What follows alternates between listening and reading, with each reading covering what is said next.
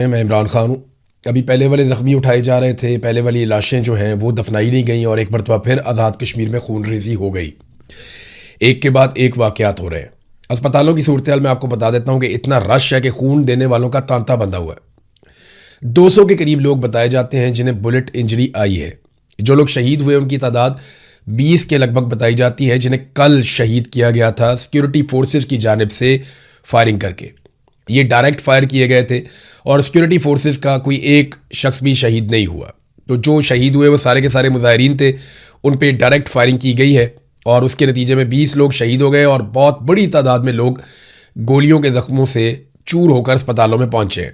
अस्पतालों में खून देने वालों का तांता बंधा हुआ है और इतना रश है कि टेबलों के ऊपर भी मरीजों को डाला गया है, यानी वहाँ पर अस्पतालों में बेड ख़त्म हो गए और एक एमरजेंसी जैसी सूरत हाल है आज़ाद कश्मीर में। और ये खून बहने का सिलसिला अभी भी रुक नहीं रहा। आज़ाद कश्मीर में लोग अपने प्यारों का पोस्टमार्टम करवाना चाहते हैं, तो अस्पताल इंतजामिया की वजह से बताया जा रहा है उनकी तरफ से कि जनाब यहाँ पे रश इतना है और लोड इतना ज़्यादा है कि हम ये रिपोर्टें आपको या रिजल्ट आपको तैयार करके दे नहीं पाएंगे। हम एक तरफ जाते हैं, दूसरी तरफ से आवाज़ आती है, तो लोड बहुत ज़्यादा है अस्पताल की इंतजामिया के ऊपर। जबकि IG ने स्टेटमेंट दिया BBC को और उसने कहा कि सिर्फ 5 लोग मारे गए अब तक। सारा जितना भी अभी तक सिनेरियो बना, 67 लाशें अभी तक बाकायदा डाटा के साथ जारी कर चुकी है जॉइंट अवामी एक्शन कमेटी। उसका डाटा दे चुकी है कि ये 67 लोग 67 लोग अब तक शहीद हो गए। और अभी जो आज के दिन में शहीद हुए वो अलग है, मैं आपको बताता हूं आज मीरपुर में क्या हुआ। लेकिन पहले रावलाकोट में लोग निकले दरेक के मुकाम से, फिर ये गए चनार चौक की तरफ, अब ये पहुंच गए डी चौक की तरफ और यहां से उन्होंने मकबूल बट चौक में जाना है। अगर ये मकबूल बट चौक पहुंच जाते हैं, यहां पे भी सिक्योरिटी फोर्सेस बहुत बड़ी तादाद में मौजूद हैं और ये पैदल जाएंगे। ये अगर मकबूल बट चौक पहुंच जाते हैं तो फिर रावलाकोट पे तो एक तरह से कंट्रोल हो जाएगा इनका और उसके बाद इन्हीं लोगों ने आगे मुजफ्फराबाद की तरफ बढ़ना है। लोग कम नहीं हो रहे, सिर्फ वो लोग कम हुए हैं जो खून देने के लिए अस्पतालों में गए हैं या वो लोग कम हुए जिन्हें गोलियां लग गई हैं। बाकी लोग हजारों की तादाद में, बहुत बड़ी तादाद में ज्वाइंट अवामी एक्शन कमेटी के एहतजाज में शामिल है। ख़वातीन भी निकल कर एहतजाज के अंदर शामिल होने के लिए आई हैं और वहाँ पे जो मुकर्रीन है उन्होंने कहा जी हम ना तो हथियार उठाएंगे ना वापस जवाबी कार्रवाई करेंगे, हम सीधा सीधा अपना एहतजाज करेंगे और अपने सीने पेश करेंगे। ये गोलियां मारते हैं तो मारते रहें। और लगातार हम देख रहे हैं कि गोलियां चल रही हैं और रियल बुलेट्स हैं, यानी वो गोलियां जो बॉर्डर के ऊपर इंडिया पाकिस्तानी फौजियों को मारता है और पाकिस्तानी फौजी इंडियन फौजियों को मारते हैं, वो वाली रियल बुलेट्स पाकिस्तानी शहरियों पे या कश्मीरी शहरियों पे चलाई जा रही है। बहुत ही अजीब सूरत हाल है। अब आ जाए जरा मीरपुर में क्या हुआ। कल जो कुछ भी रावलाकोट में हुआ उसमें कुछ नौजवान शहीद हो गए जिनका ताल्लुक था मीरपुर से। तो मीरपुर में एक लोगों की रैली निकली और उन्होंने कहा जी हम इज़हार यकजहती करेंगे उन नौजवानों से जिन्हें शहीद किया गया रावलाकोट में।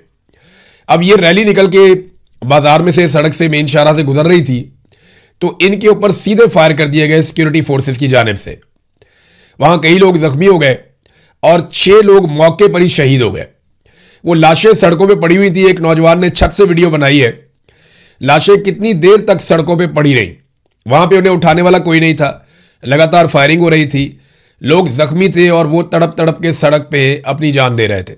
वहां पे लोग शहीद हो गए। 6 लाशें आकर उठाई सिक्योरिटी फोर्सेस के लोगों ने। ये नकाबपोश लोग थे, इन्हें पीछे से बुलवाया गया, सादा कपड़ों में मलबूस थे, नकाबपोश थे और ये डबल केबन डाले और इस तरह की गाड़ियों में आए और उन्होंने इंसानों को जानवरों की तरह उठा के गाड़ियों में फेंका।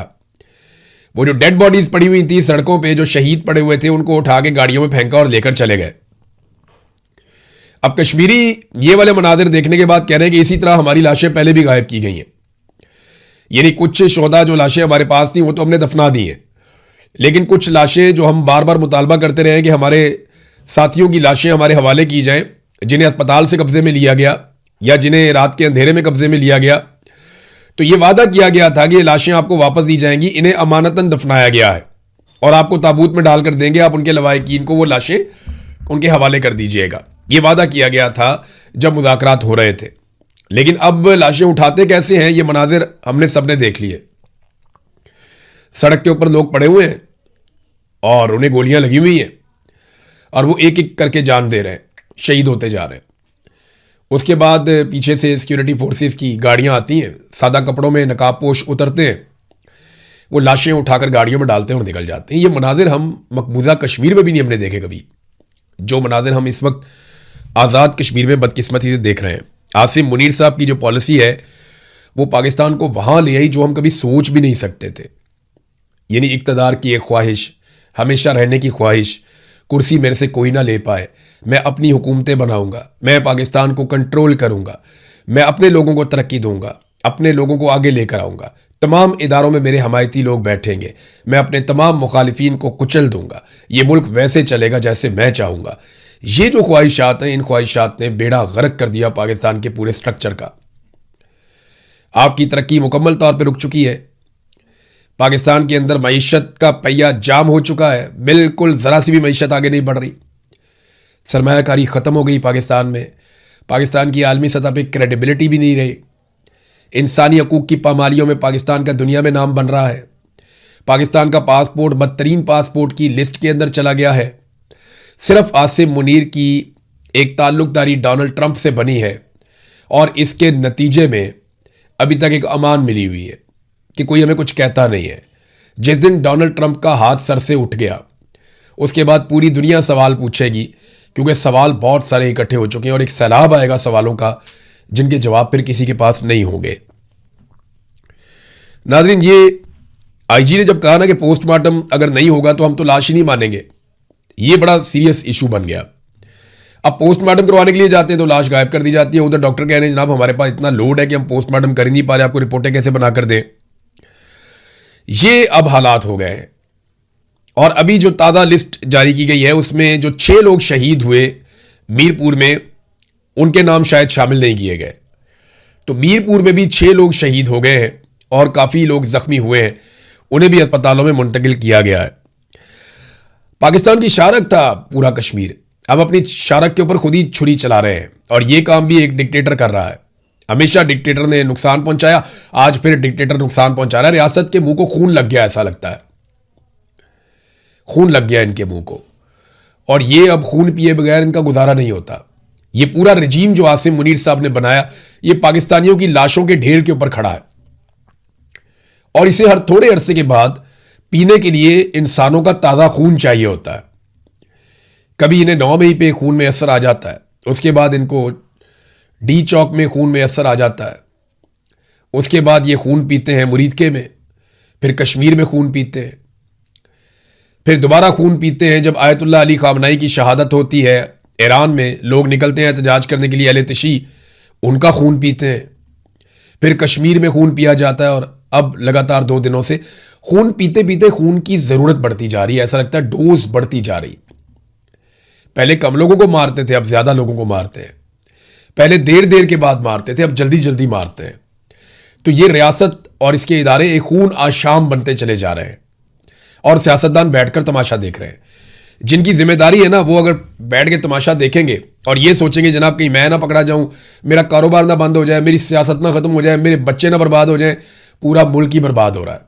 जब आप सियासत में आए थे ना तो आपको ये सोच कर आना था कि मैं अपने मुल्क की खातिर अपनी ज़िंदगी दे रहा हूं, तो फिर अब आपको पीछे हटने का कोई हक हासिल नहीं है। लोगों ने आप लोगों को वोट डाले हुए, निकले और निकल के आवाज़ उठाएं। फजल रहमान की जिम्मेदारी है, एएनपी की जिम्मेदारी है, पीपल्स पार्टी के अगर कोई लोग अब भी उनके अंदर इंसाफ बाकी है तो उनकी जिम्मेदारी है। पीएमएलएन ने तो मायूसी कर दिया, बेड़े ही गर्क कर दिया पकड़ के। पीटीआई के लोगों को खड़े होना चाहिए फौरी तौर पे। बाकी तमाम पॉलिटिकल पार्टीज को मिलकर आवाज उठानी चाहिए इस जुल्म और बर्बरियत के खिलाफ, और इनको आज़ाद कश्मीर में जाना चाहिए और लोगों के साथ इजहार यकजहती करना चाहिए। पीएमएलएन से मायूसी क्यों है ये जरा देखें ना, आप ख्वाजा आसिफ का स्टेटमेंट आप देखें। ये पाकिस्तान का वजीर दिफा है और वजीर दिफा का बयान देखें। मुझे एक मेरे दोस्त हैं कश्मीरी, उन्होंने ये स्टेटमेंट भिजवाया, उन्होंने कहा जी दिल ही टूट गया है ख्वाजा आसिफ की ये बात सुनकर। मैं बताऊंगा कौन लोग हैं जिन्हें गोलियां लगी हैं, अभी बताता हूं आपको एक ऐसा वाकया सुनाता हूं कि आपको हैरत होगी कि ये कर क्या रहे हैं। एक और जर्नलिस्ट हैं, बड़े अच्छे जर्नलिस्ट हैं, उनका मुझे फोन आता है, वो रोना शुरू हो गए। मैंने कहा रोते क्यों? वो कहते जी मैं आज़ाद कश्मीर से हूं। मैंने कहा फिर? कहते जी हम आवाज़ ही नहीं उठा सकते। कहते इमरान भाई अपने आप से घिन आ रही है। मुझे एक सहाफ़ी ने फ़ोन करके कहा जो कश्मीरी है, उसने कहा जी मुझे अपने आप से घिन आ रही है, मुझे अपने आप से नफरत हो रही है, मैं सच बोल ही नहीं सकता हूं। कोई इदारा सच चलाने को तैयार ही नहीं है। वो बेचारा इदारे पे काम करता है, सोशल मीडिया का इतना बड़ा नहीं है, लेकिन वो कहता है जी कोई इदारा सच चलाने को तैयार ही नहीं है। अपने आप से घिन आ रही है, अपने आप से नफरत हो रही है कि इतना बड़ा जुल्म हो गया, मेरे भाई मार दिए और मैं आवाज नहीं उठा सकता, मैं बात नहीं कर सकता। तो मैंने कहा हम उठाएंगे आपके हिस्से की आवाज भी, ये बोझ हम उठाएंगे, हम जोर लगाएंगे और एक वक्त आएगा इंशाल्लाह आप सब बोलेंगे, एक वक्त आएगा आप सबको बोलना पड़ेगा, लेकिन जब सब मिलकर बोलेंगे तो फिर जुल्म नहीं हो पाएगा। इसलिए बारी बारी सबकी बारी, ये मैं कहता रहता हूं कि आप सबकी बारी आएगी, एक एक करके आप सबको मारा जाएगा, एक एक करके आप सबकी इज्जत पे हाथ डालेंगे, एक एक करके आप सबकी चादर और चार दीवारी का तकद्दुस पामाल करेंगे, एक एक करके आपके घरों में घुसेंगे ये।